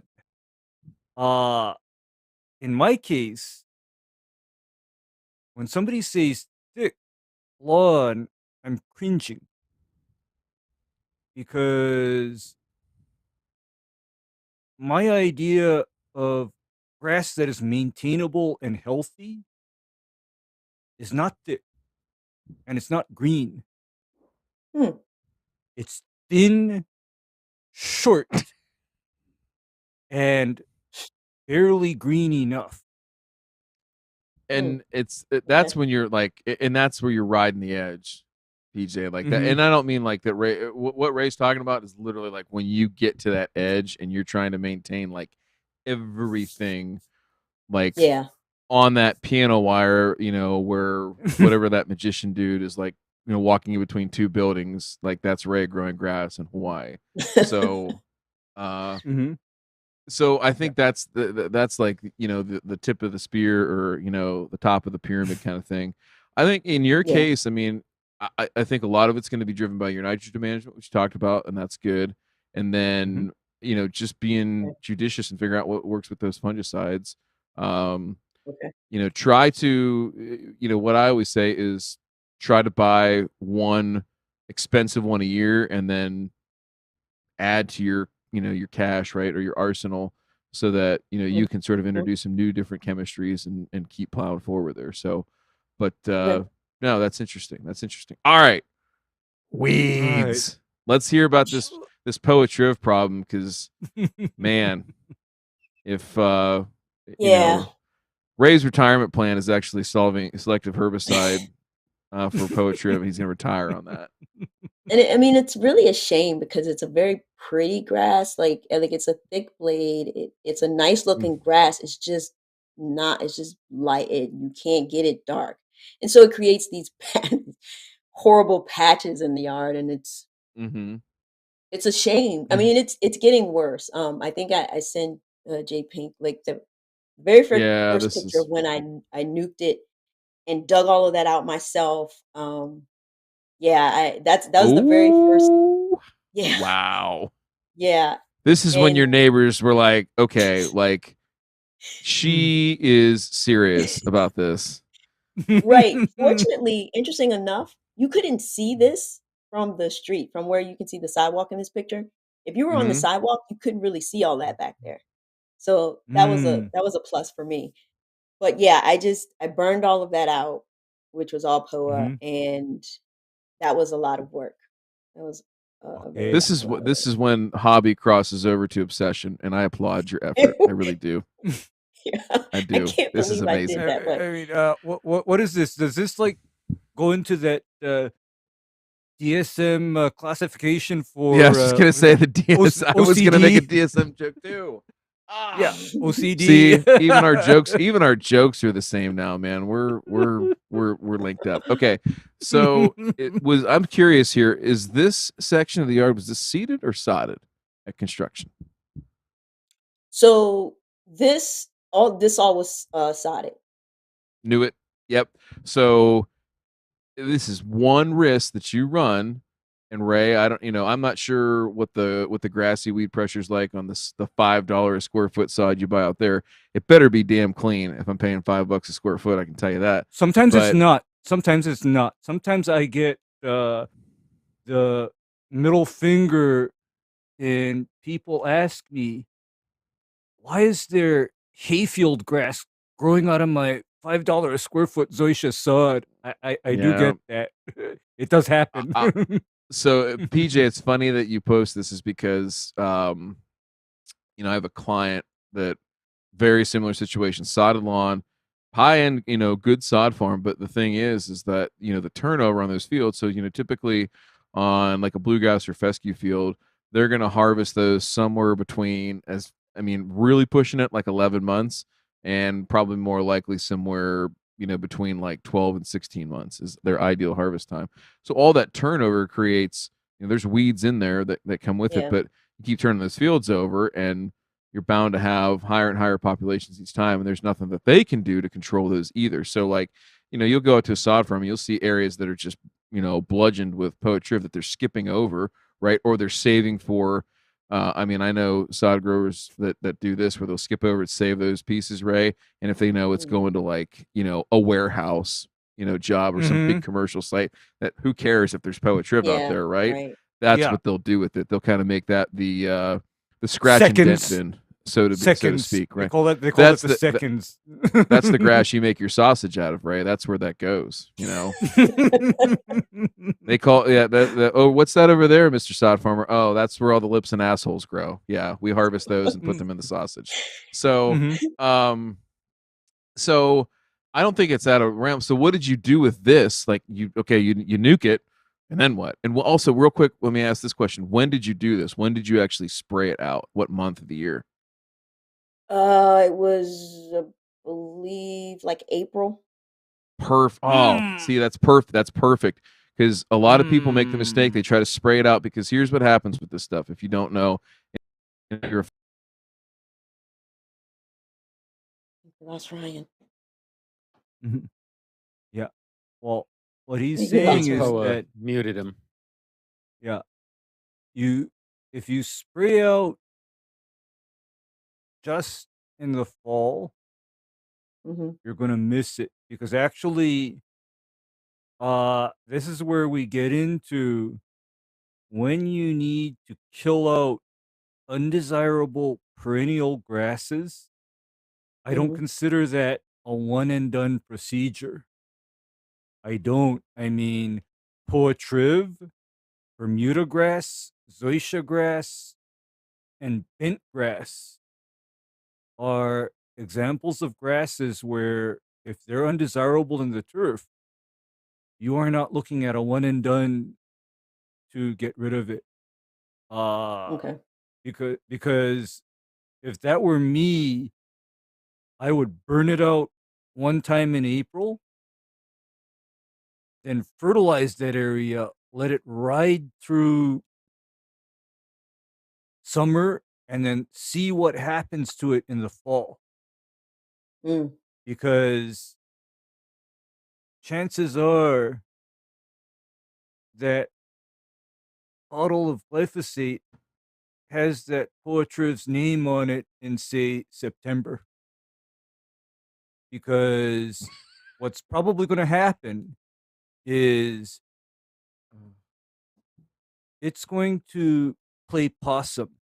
It's going to pretend to be dead, and Yeah, it's going to grow back in the cool weather in fall. and that's what happened. That's exactly Oh. what happened. So Yeah. Yep. And I Mhm. did I only hit it once. I hit it once. That's it. Because Well, not, I mean, once in April, I hit it. That picture you saw was the first Mhm. time I put down some glyphosate. And it took the reason that I'm glad I did it in April because it sounds like that was a good time to do it. But it took me a minute Absolutely. to make the decision to do it because I Mhm. just saw it continued to grow and grow and grow. And I was like, okay, I have to do this. This is enough. So Yeah. I did the Yeah. glyphosate twice in that area. Mhm. Yeah. I mean, what I was gonna say, and I'm sorry I got cut off there. My internet died or something happened bad. But regardless, the mistake that I see people make is they apply in the fall. And Ray, what I was gonna say there is that that grass, especially in a climate like PJ's, is gonna go basically dormant in the summertime. Like it gets up above 80 Hmm. ish, and it's It bye bye is. night night. It Yeah. goes to Going sleep. Yeah. goes to sleep, comes back fine, looks strong again, coming out of like Labor Day and stuff like that. But then again, you're faced with it looking like crap during the summer. And so, the time to do it is really like what you did, PJ, is in the spring to hit it then, and then hopefully leverage and use the heat of the summertime to really, like, it's already on the run, it's on the way out, and then you nuke it, and then you come back that fall and you overseed, and hopefully you can get something to catch or put sod in or what have you. So, again, you got some options there. I would be curious of so how effective would you say that it is? I mean, is 90% of it gone now? Is 80% of it gone? Like what would you if you were to assess and measure the population today versus what it was? I guess I would have to say about 80% of it is gone. Like Okay. I've started to see more like it came back. I thought it was completely gone, honestly, because when I decided to get the sod put on the other side for the Poa Triv, that just completely took over that whole, what was it, 600 square feet, I believe. Mm-hmm. Um, Mhm. and I saw that and I was like, okay, well, what I did on the other side actually worked because I wasn't seeing any Poa at that point. But this year I started to see it come back. Um, so in Mhm. January, right? Well, actually in December, I started to see it poke through in a few areas. Man, Wow. I'm just tired of battling it. Honestly, I'm just it's never I'm gonna. so Well, over here's this program. it's never ever gonna be over. So that's the only thing I would say is just realize that it's something that you're gonna have to manage and get through and continue to do. And so don't beat yourself up over it. I guess that's what I'm saying is that the thing about selective herbicides with that is trying to take a grass out of another grass is always a Yeah. tall order, right? And especially with this where it's of the same genus, with Poa pratensis, Kentucky bluegrass, as a desirable Hmm. turf grass, it makes it even more difficult. So, you know, Hmm. live to fight another day. Yeah. That's always All something I to be can do. working on. Yeah. Let's just And find another day. Yeah. Not a I failure. think, Not a failure. you will be, I guarantee you this, you will go down in history of whoever your new home builder or landscaper is, because you will be the first person that says, I would like to accompany you to the sod farm and pick out the plot that you will take my whatever 5,000 square feet of sod from, and I will tell you where I don't want and what I do want and I don't want. And they'll be like, well, what don't you want? And you're gonna be like, I don't want the lips and asshole sod. I don't want it. And they'll be Yeah. like, huh? This lady is crazy. And that's when you can look at them back and be like, listen, you want to see my yard sign? The guy who tells me how to take care of my lawn? Right there. Right there. All right. So, okay, we're getting close to wrapping it up here. But what other questions do you have for us? What other thoughts, comments? I mean, Um, anything else you've got for the green duck, the guy who's about to um, inhale a 64-ounce tomahawk steak right after this show's over? Maybe um, whole. Maybe whole. I don't know. You chew that so thing? we don't, yeah, the only other thing I did have some notes. I didn't even refer to them because our conversation was going so well, but Go um ahead. I did want to ask, because we've already talked about this a little bit, the ASPROP preventative versus headway, because I think I heard you all talk about headway. Same thing. It's Same the thing. Same the Okay. generic thing. equivalent. Yeah, Save your it would be. money. Yep. Okay. It's Okay. like going to the pharmacy and buying the name brand stuff you see ads for in the television versus Mm. a generic. Yeah. Same thing. And by the way, the good thing about that generic is it comes from almost the same place. And one more thing is that it's way less expensive. And if you do as prop in actual practice, that is best applied right before historically you get hit. Yeah, So it that's is. It's a much better as a preventative than it is as a curative. I don't want to say it's bad as a curative, but you get the Okay. drift. it Like, works. Yeah, It's just watch better. that disease pressure. and that's where the And 336 is the glass case, because it's excellent as a curative, generally speaking, on a lot of these things. And so yeah, Okay. yeah, use that's that to your advantage. Let me, while I'm here, I'll while y'all talk amongst yourself, I'm going to look up. There's a great chart from my alma yeah. mater, Ohio State, on Because residential the fungicides. other little piece of fungicides is I like to harp on this, PJ, and it's application, application, application. Okay. Because for me, a fungicide works best when it is applied in such a way that it covers as much of the leaf surface of the grass as possible. Because And the way a lot of these that's fungi something that I do need to work on is Mhm, learn a little bit more about my spray tips and everything and for coverage.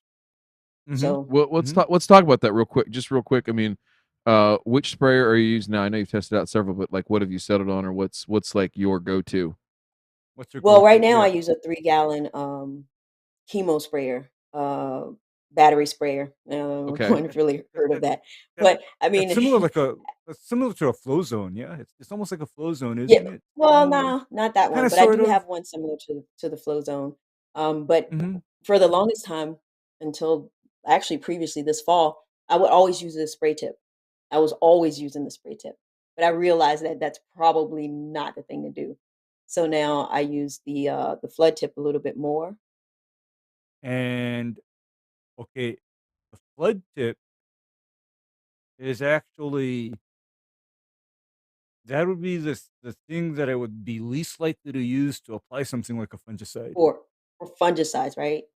Yeah, that would Least be the likely thing for that I that for application. yeah, and, actually, the flood tip the only time I'd ever break out the flood tip or consider it is if I were applying just a straight pre-emergent, like, say, prodiamine only.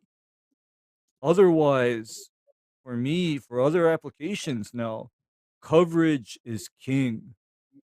Because Mhm. you Mhm. see, a flood jet, the distribution pattern from a flood jet kind of reminds me of applying granules in that you have all of these big drops Right. landing kind of far apart. Where what I like to use as far as a spray tip for most turfgrass applications is what's called an air inducted flat fan. And that air inducted flat fan, what that does is that provides even coverage. The droplets come out close together enough to actually do coverage, provide the coverage. And they Mhm. also tend to be of such a size that you don't have a lot of spray drift. Okay. And what an air induction flat fan nozzle does is as the liquid is going through that tip, it is mixing air into each droplet exiting that tip. And so what's coming out of the end of the tip is like a bubble of your spray. It's an Mhm. air filled bubble. But when that air filled bubble hits the grass or hits the weed, it then bursts and splatters and covers even more area while Okay. still controlling drift, because there's two ways to get good spray coverage. One way is with a very fine spray, but that very Mhm. fine spray has a way Trans of not landing on the grass or worse yet, ending up where you don't want it to go.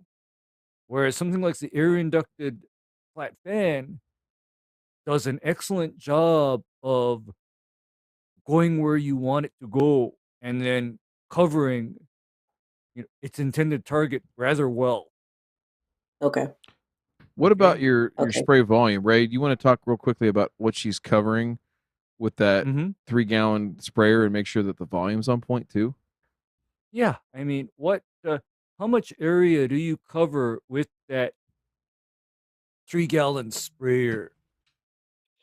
Well, so total, since my yard is right around 6,000 square feet Mhm. front and back, that's Mhm. really why that one works best for me. Um, I will usually do about 3,000 square feet. So Per 1,000 per 3-gallon. gallon. Mhm. That's actually not bad at all. Okay. However, just be aware that even if you do a gallon per 1,000 square foot out of a flood jet tip, your actual coverage is questionable. And Okay. the reason why I bring that up is because if you're talking about using something like fungicides, widely spaced droplets landing far apart from each other are a situation where that'll compromise the efficacy of the fungicide Okay. because it's not landing on enough of the grass and covering enough of the grass to actually do a good job of disease control. Because like when I run a fungicide application, I'm typically using an air inducted spray tip and I'm applying a minimum of a gallon per 1,000 square foot Okay. All right. because, Got like it. I said, that flood jet, that's what I do if I want to run like a fast application of prodiamine over a big area. Okay. Then it's okay. Then it's kind of Cool. okay. Yeah, that's Awesome. I mean that's a big piece. That's a really big piece. I think that would be you'd be well served to dive a little bit deeper in there. And there's plenty of resources we have that we Okay. can share with you. And one of those, JPink, you want to throw up the link in the chat so everybody can click on it. But real quick, just show you this little thing from Ohio State. Look at that. He highlighted the F for fun and fungicides because fungicides are fun if you use them correctly. So Yeah. a nice little thing here to kind of show you the frac code so you can kind of mix up and rotate through some of these nicely broken down by disease. So we'll send that link over in the chat and we'll also send it directly to you so you have access to Awesome. it. So Thank you. fantastic little resource. Yeah, for sure. All right. What else? Anything else that we didn't cover that you want to talk about? I mean, you're definitely going to come back on the show. I sure hope you will. I mean, hopefully we were Yes. Yeah, cordial. this was fun.